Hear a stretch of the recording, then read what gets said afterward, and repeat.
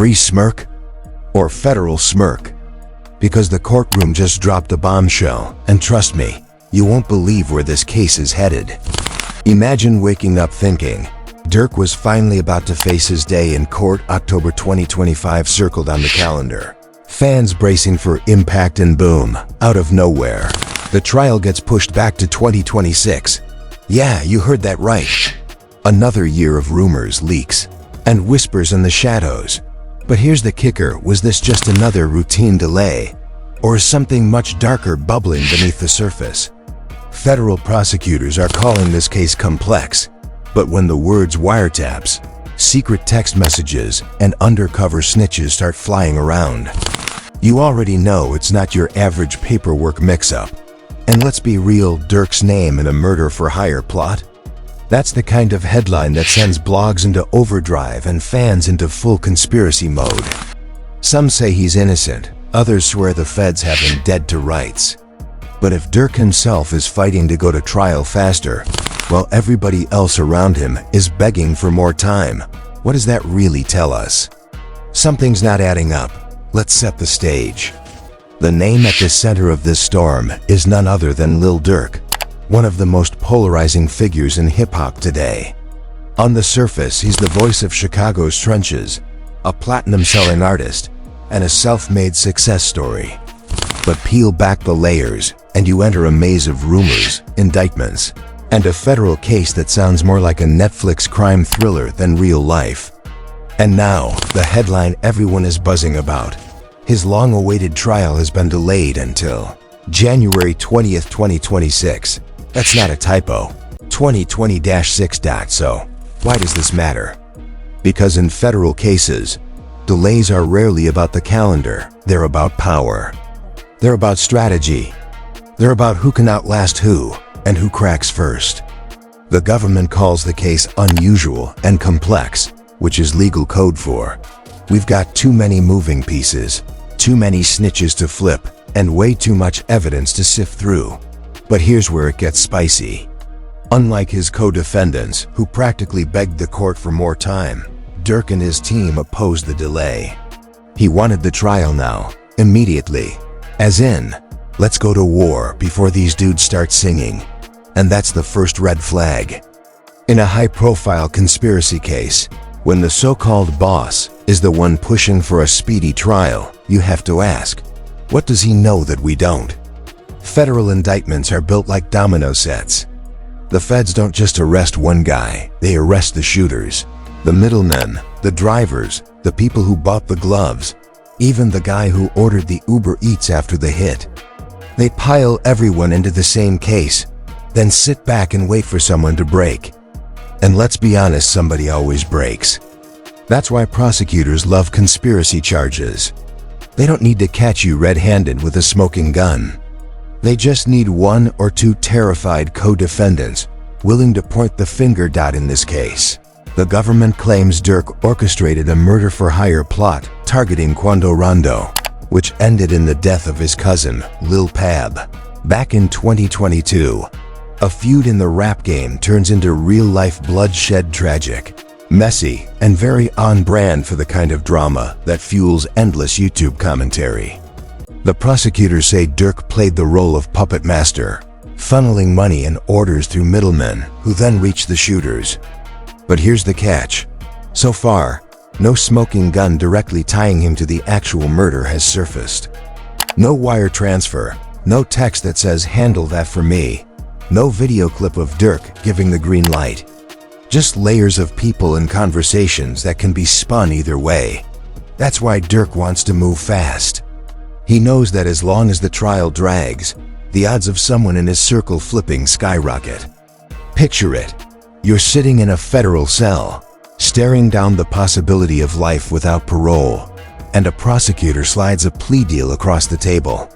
Tell us what you know about Durk, and maybe you'll see daylight again. Some of these guys will fold faster than a cheap lawn chair. And Durk, being no stranger to how the system works, is basically screaming, "Let's do this now before the weak links crack." But the other defendants? Oh, they're playing the opposite game. They want time. Time to comb through the thousands of text messages, the surveillance footage, the wiretaps. Time to poke holes in the government's narrative. Time to pray that the evidence falls apart before it ever reaches a jury. It's a classic split strategy, one man's urgency versus another man's survival instinct. And it creates this bizarre situation where the supposed boss is begging for trial while his crew is slamming the brakes. And let's not forget the history here. This isn't Durk's first dance with the legal system. Over the years, his name has been attached to shootings, gang indictments, and endless whispers about ties to Chicago's underworld. Remember the Atlanta case back in 2019? Durk was charged with attempted murder after a shooting outside a restaurant. Surveillance footage, eyewitnesses, the whole 9 yards. And yet, like Houdini, he slipped free when charges were dropped in 2022 due to lack of evidence. That case alone made fans and critics split into two camps. Durk is untouchable versus Durk is the luckiest man alive. So when news broke that the feds were now on his tail, the stakes immediately felt higher.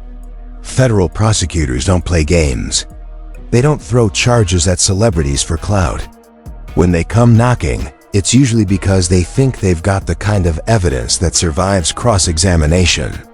But here's the twist, what if this time they don't? Let's talk about the evidence we do know exists. Wiretaps, thousands of texts, surveillance footage, witness testimony. That sounds airtight, right? Not exactly. Wiretaps can be vague, texts can be taken out of context, surveillance only shows so much, and witnesses, well, let's just say witnesses in gang-related cases don't always have the most pristine track records. Add in the possibility of deals being cut and stories being remembered differently, and suddenly the so-called mountain of evidence looks more like a stack of shaky Jenga blocks. And here's where the public comes in. Social media has turned this trial into a circus before it even begins. Fans on Twitter are already hashtagging Free Durk like it's a national movement. Meanwhile, critics are posting memes about Rico season and predicting his downfall. YouTube commentators are salivating. TikTok is flooded with theories. And every blog is running the same headline. Lil Durk faces 2026 trial in murder for hire case. The court of public opinion is already in session. And let's be honest, it's way harsher than any jury. Still, the courtroom is where the real drama will play out. Imagine the scene. Prosecutors painting Durk as the cold, calculating mastermind. Defense lawyers waving their arms about circumstantial evidence. And co-defendants nervously glancing around, wondering who will be the first to crack. It's the kind of theater that makes lawyers salivate and journalists foam at the mouth. But we're not there yet. Right now we're stuck in limbo, staring at a trial date that feels light years away. And in that gap, speculation fills the void. Who's flipping? Who's holding the line? Who's cutting backroom deals we'll never hear about until it's too late? The delay itself tells a story. Federal judges don't push trials back just for fun. When a case gets labeled complex, it's basically a green light for the prosecution to stall while they tighten the noose. And while Durk's team is pounding the table for speed, the reality is, the system rarely bends to a defendant's wishes. Especially not when the defendant is a chart-topping rapper accused of ordering a hit dot, so here we are. The trial that was supposed to be the climax of 2025 has been kicked into 2026, and the waiting game begins. But this isn't just about a calendar date. It's about pressure. Pressure on the defendants, pressure on the prosecutors, and pressure on Durk himself. Can he hold his circle together long enough to make it to trial without a wave of betrayals? Or will the feds do what they do best: divide, conquer, and watch the dominoes fall? And just when you think this case couldn't get messy, it does. Because whispers are already circulating about who might be cooperating. Anonymous sources floating online. Alleged leaks about conversations behind bars. People throwing around names like Vonnie and D, hinting that they could be the key to cracking the case wide open. Whether those whispers are real or just internet smoke, one thing is certain: the longer this drags on, the more dangerous it gets for Durk. And that brings us to the crossroads. On one side, a rapper desperate to clear his name and get back to his career. On the other, a federal machine that has all the time in the world to build its case. Between them, a group of co-defendants who will eventually have to decide whether loyalty is worth life behind bars. Loyalty is worth life behind bars. Which leaves us with the million-dollar question. When the pressure reaches its breaking point, who stays solid and who flips? The question of loyalty versus survival isn't new in hip-hop, and it definitely isn't new in the courtroom. History has shown us time and time again, when the feds bring out the RICO playbook, it's not just about the alleged crime, it's about psychological warfare. They build cases designed to fracture bonds, turn brothers into informants, and test the very limits of street codes that sound ironclad on wax, but crumble under fluorescent lights in an interrogation room. And now, all eyes are on Durk's camp, waiting to see who cracks first. Let's talk about the alleged co-conspirators. The government says there are at least 5 or 6 other people tangled up in this web, from alleged shooters to middlemen to lookouts. Each one of them is sitting in a cell right now, staring at a calendar that no longer reads October 2025, but January 2026. That's an extra year of pressure, an extra year of missed birthdays, an extra year of staring at concrete walls and replaying the same conversation with your lawyer. We don't have much of a defense unless you talk. Now, loyalty sounds good in theory. We've all seen the hashtags, no snitching, stand tall, never fold. But let's get real, hashtags don't shave decades off your sentence. And prosecutors know this. They're masters of the slow squeeze. They'll dangle just enough hope in front of a defendant to make betrayal look like salvation. You're facing life, but if you testify, maybe you'll walk out in 15. Think about it. Don't you want to see your kids again? It's the oldest trick in the book, and it works. Durk, to his credit, seems to understand the game. That's why he was so adamant about going to trial sooner rather than later. Because with every passing month, the odds of someone flipping increase. The shooters are already the most vulnerable. They're the ones allegedly caught on surveillance, tracked by phone records, tied to physical evidence. Their bargaining chips are limited. So what do? They try to trade up. They point the finger at someone higher in the chain. In this case, that's Durk. But here's where it gets messy. The evidence linking Durk to the actual trigger pullers is thin at best. According to prosecutors, he never even spoke directly to the shooters. Instead, the communication allegedly went through middlemen, guys like Vonnie and D. That separation gives Durk's defense team wiggle room. They can argue, my client had no knowledge of what these individuals planned or executed. He was busy being a rapper, recording music, doing interviews, living his life. It's a solid defense until the middlemen decide to talk. Imagine if Vonnie, who allegedly bought gloves and masks used in the hit, suddenly says, Durk told me to do it. That would be devastating. Same with D, who allegedly coordinated with the shooters.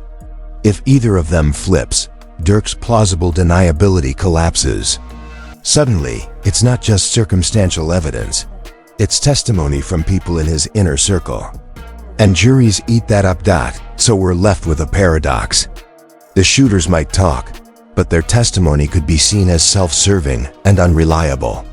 The middlemen, however, have the power to deliver the knockout punch, which is why every delay in this case feels like a ticking time bomb. And let's not overlook the cultural angle here. Hip-hop has always wrestled with the idea of snitching. On records, rappers will scream death before dishonor until they're blue in the face.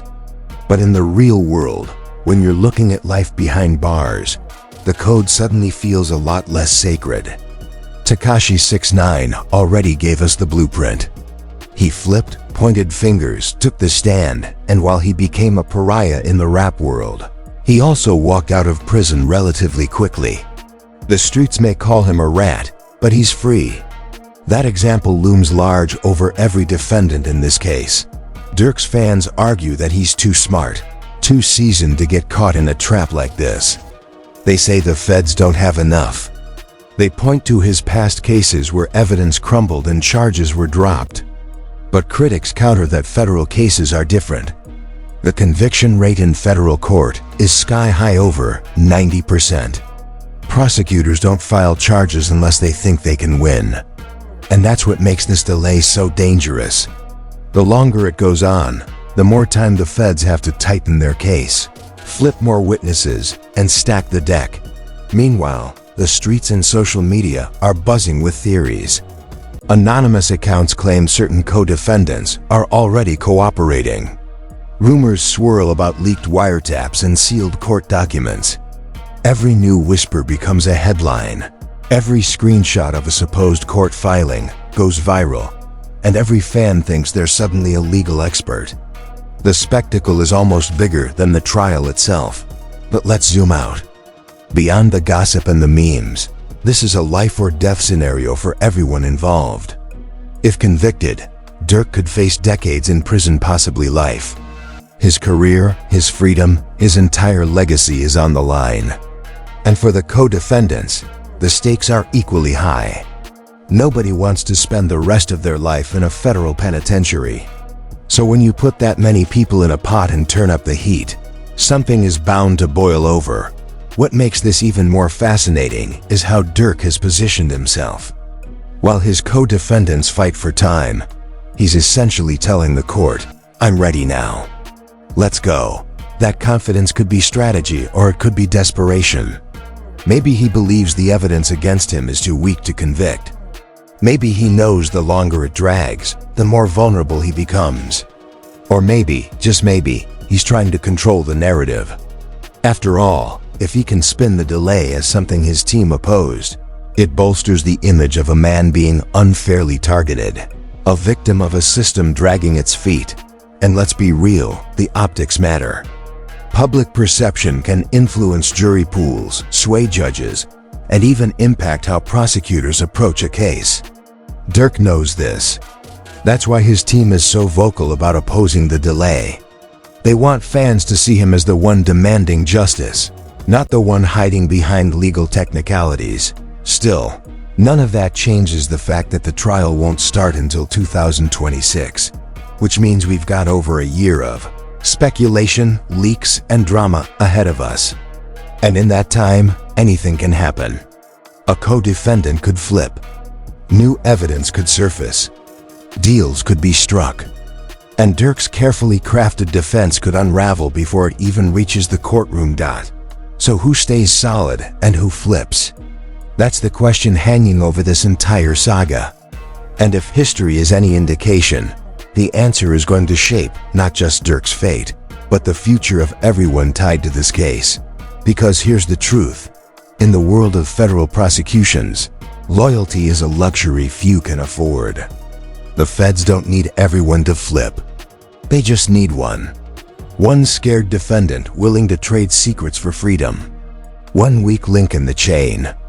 And once that happens, the whole structure collapses. As we sit here waiting for January 2026, the tension only builds. Will Durk's circle hold the line? Or will the inevitable betrayal shatter the illusion of loyalty once and for all? So here we are, staring into the future, and the only thing more uncertain than the trial date is the loyalty of the people involved.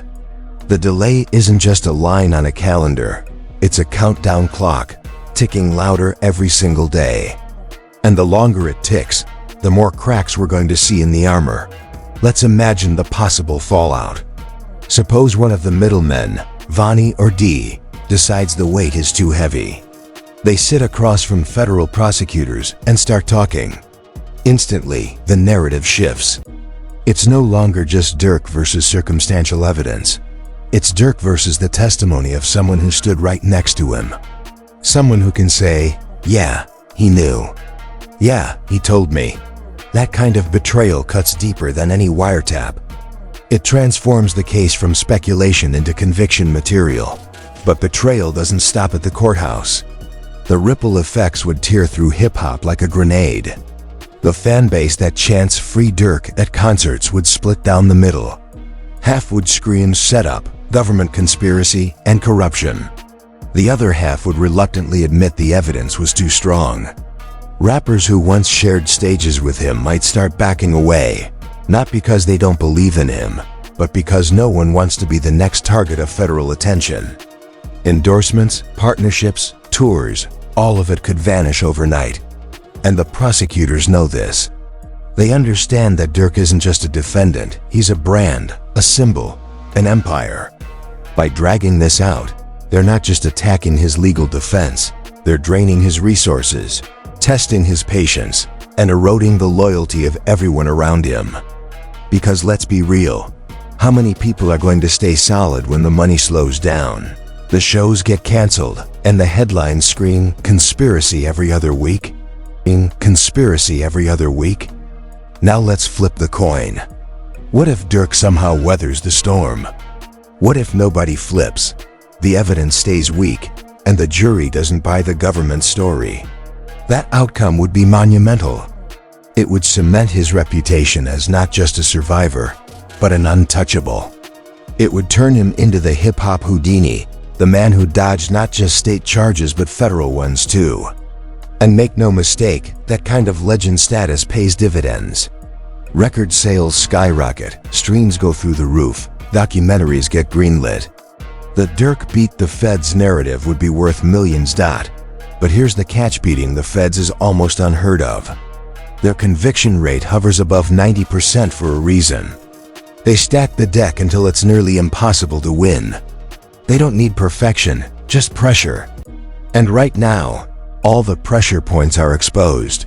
The defense will argue that Durk had no direct connection to the shooters, that he was too busy living the life of a superstar to micromanage street beefs. They'll highlight the lack of hard evidence, no texts, no money trail, no direct orders. But the prosecution will hammer home the bigger picture: a feud between rappers, escalating violence, and a conspiracy that doesn't need fingerprints on a gun to prove orchestration. In the end, it might not come down to facts but to perception. Who does the jury believe? The platinum rapper claiming innocence or the co-defendants who say he was the mastermind? Meanwhile, the streets will keep buzzing. Every delay, every leaked document, every whisper of cooperation will fuel the narrative. Social media thrives on uncertainty, and this case is serving it up by the truckload. One day, the rumor will be that Durk is cutting a secret plea deal. The next, that prosecutors have a mystery witness ready to testify. It's chaos, and chaos is exactly what the feds want. Confusion benefits them. It weakens defenses. It breaks morale. And while fans argue online, inside the holding cells the conversations are much darker. Defendants stare at each other, wondering who's going to fold first. Trust evaporates. Paranoia grows. Every lawyer visit, every court filing, every late-night call becomes a potential sign that someone has already switched sides. By the time January 2026 rolls around, the trial might already feel like a formality. The real war would have been fought in whispered deals and sealed depositions. Here's the uncomfortable truth: Durk's fate may already be sealed, not in the courtroom, but in the hearts and minds of his co-defendants. If even one of them chooses survival over loyalty, it could be game over. And if more than one flips, forget it. The government won't just have a case, they'll have a show trial. But let's not underestimate Durk. He's been here before, in different forms. He's beaten charges, dodged accusations, and kept moving while others fell. His entire career has been a dance with danger, and every time people counted him out, he came back stronger. Maybe that's why he was ready to go to trial immediately.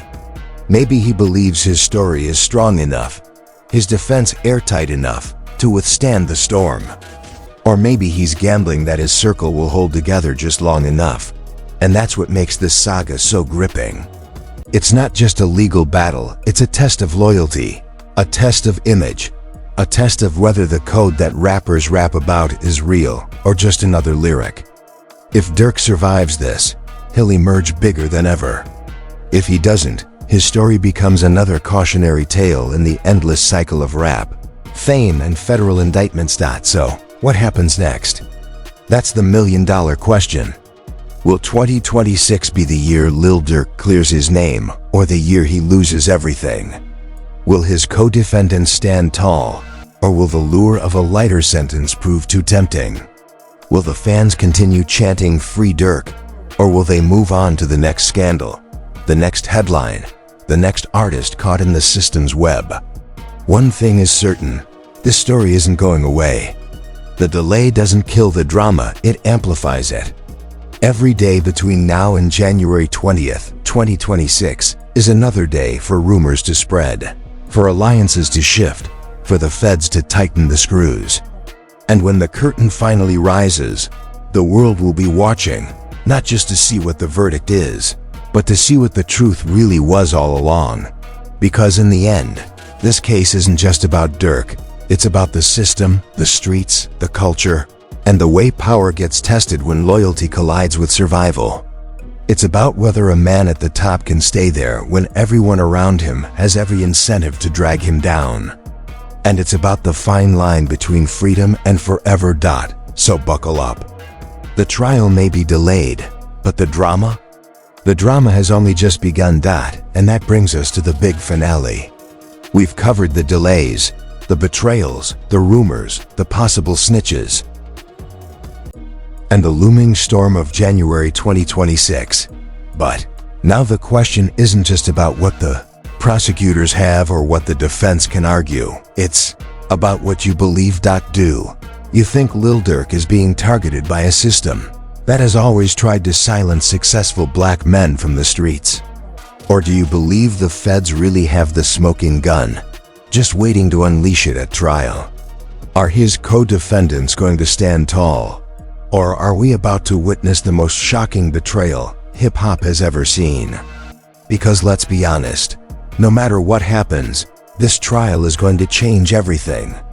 If Durk walks, he becomes bigger than ever, the artist who beat the odds, the one who stood against the system and won.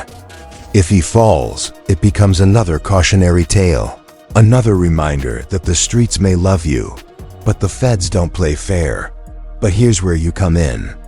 I want to hear from you. Do you think Durk survives this trial without a scratch? Or is this the end of the road for him? Drop your thoughts in the comments, because trust me, this debate isn't ending anytime soon. And while you're down there, don't forget to hit that like button, subscribe, and turn on notifications, because this is just the beginning. Every leak, every update, every twist and turn in this case, we'll be breaking it all down right here. The courtroom may have delayed the drama until 2026, but we're not waiting. We're watching every move, every headline, every whisper. Stay tuned. The truth is coming, and when it drops, it's going to shake the culture to its core.